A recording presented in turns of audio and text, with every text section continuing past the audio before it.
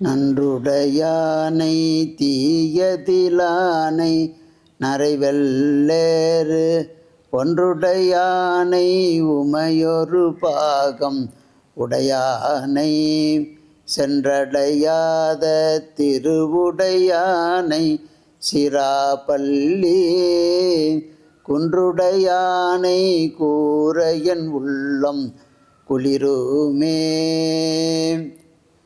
எல்லாம் அல்ல செந்தமிழ் சொக்கநாத பெருமானுடைய திருவருளையும் தர்மயாதின குருமணியினுடைய குருவருளையும் சிந்திக்கின்றோம்.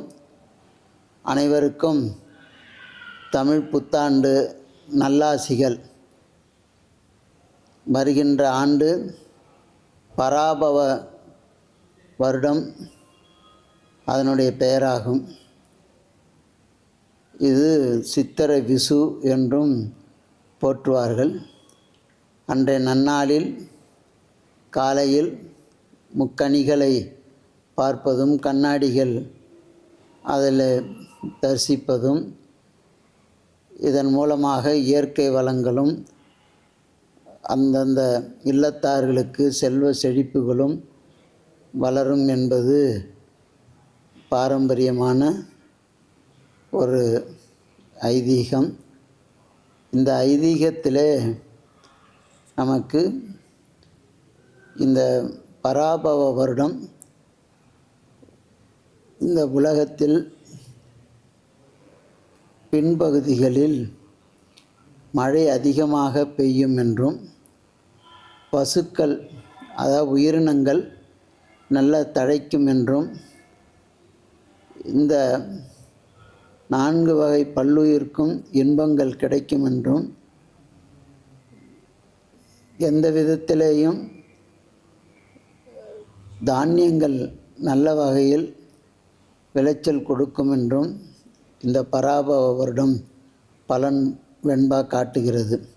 மிக்க பராபவத்தில் மேதினியில் பின்மழையாம் தக்க பசுக்கள் தழைக்குமே இக்குப்பளிக்காது 4 வகை பல்லுயிர்க்கும் இன்பம் கலிக்காதெனவே கருது என்று அந்த வெண்பா காட்டுகிறது. இந்த வருடத்தில் ஆன்மீகம் நல்ல வகையில் வளரும் என்றும் ஆன்மீகத் துறையில் இருப்பவர்கள் பல சாதுக்களின் நட்புகள் கிடைக்கும், வெளிநாட்டின் இருக்கின்ற சிறுபான்மையர்களுக்கு பல இடையூறுகள் ஏற்படும் என்றும் போர்கள் ஒரு முடிவுக்கு வராத நிலையை இந்த காட்டுகிறது. காரணம், குரு 3 முறை ராசி பிரவேசம் செய்கிறார். மிதுனத்துக்கு இருந்து மிதுனத்திலேருந்து கடகத்துக்கு போய் திரும்பி மிதுனத்துக்கு வந்து சிம்மத்தில் நிற்கிறார். இப்படி ஒரு குரு 3 முறை பிரவேசம் செய்தால் பல உயிர்களுக்கு ஆபத்து என்று நமக்கு இந்த வருடத்திய பலன் கூறப்பட்டிருக்கிறது. அதிலே வெளிநாட்டிலே வாழ்கின்றவர்கள் தாய்நாட்டிற்கு திரும்புகின்ற ஒரு பலனும் அதில் சொல்லப்பட்டிருக்கிறது. இன்னும் பல வகையாக அரசு துறை, விவசாயத்துறை போன்றவை, ஆன்மீகத்துறை என்று பல துறைகளிலேயும் இந்த பஞ்சாங்கம் கணிக்கப்பட்டிருக்கிறது. இதிலே நம்முடைய முன்னோர்கள் வகுத்த இந்த பஞ்சாங்கம் தேதி, நட்சத்திரம், யோகம், கரணம் இவைகளை பார்க்க வேணும். இல்லை படிக்க வேணும் நித்தம். இல்லை படிப்பவர்கள் சொல்ல கேட்க வேண்டும். அப்படி பண்ணால் கங்கா ஸ்நானமாச்சு என்று கங்கா தீர்த்தமாடிய புண்ணியம் கிடைக்கும். அத்துடன் இந்த ஆண்டிலே இந்த குரு பெயர்ச்சியின் மூலமாக ஒரு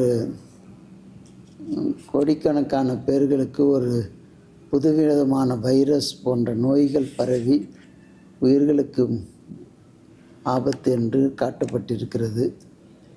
இதெல்லாம் இந்த ஆபத்துக்கள் எல்லாம் ஒரு வகையில் வந்தாலும் கூட நாம் இறை வழிபாட்டின் மூலமாக அதிலிருந்து விடுபட வேண்டும்.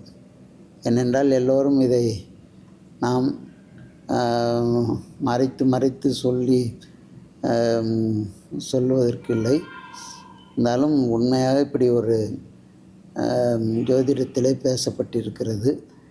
இருந்தாலும் கூட நம்முடைய இறை வழிபாடு உயிர்களை காக்கும் என்கின்ற உறுதிப்பாடு நமக்கு இருக்க வேணும். ஆனால் தான் நன்றுடையானை சாமி எதுக்கும் தீயது செய்ய மாட்டான், தீயதிலானை நரைவெல்லேறு ஒன்றுடையானை, அவன் நல்லதே செய்வானே தவிர தீயது செய்ய மாட்டான். அதுதான் இறைவனுக்குரிய பெருங்கருணை. அது இந்த பராபவ வருடந்தோறும் ஒவ்வொரு ஆண்டு பிறக்கிறது. ஆனாலும் கூட இந்த பராபவ வருடம் பிறப்பு சிறப்பாக அமைந்திருக்கிறது. இந்த வருடத்தில் இந்த குரு பெயர்ச்சி 3 முறை ராசிக்கு சென்று வருவதனால் அதனால் ஏற்படுகின்ற பாதிப்புக்கு தான் இங்கே சொல்லப்பட்டிருக்கிறது. இது ஐப்பசி வரைக்கும் அந்த ஒரு சூழ்நிலை இருக்கிறது. இருந்தாலும் கூட நாம் இறை வழிபாட்டினால் எல்லோரும் இன்பம் பெற்று துன்பம் நீங்கி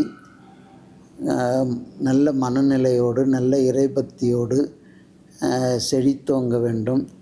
எல்லோரும் எல்லா நலன்களும் பெற வேண்டும்.